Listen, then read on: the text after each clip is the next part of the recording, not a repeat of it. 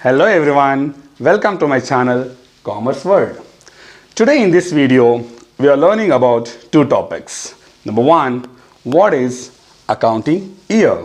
Number two, accounting cycle. So first let us discuss about accounting year. Accounting year is also called as financial year.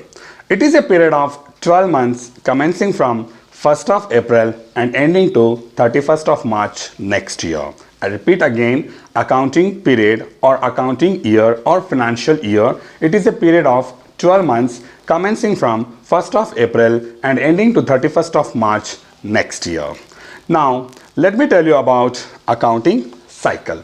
Accounting cycle can be understood with the help of traditional diagram of accounting cycle which has been displayed before here.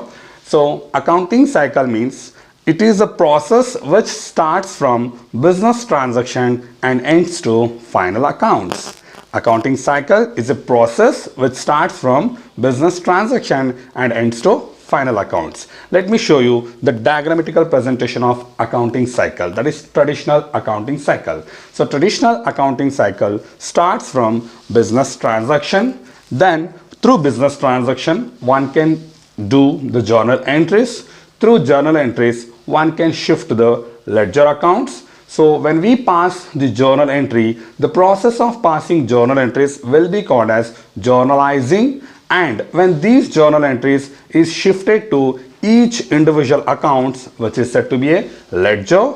With the help of ledger, we can proceed to the trial balance, which is the total of debit and credit statement. With the help of trial balance, we can prepare the final accounts. Final accounts is nothing but the financial statements which is prepared at the end of every year, which is also called as final accounts. Again, the process will begin from business transaction and ends to final accounts. Thank you. Yeah.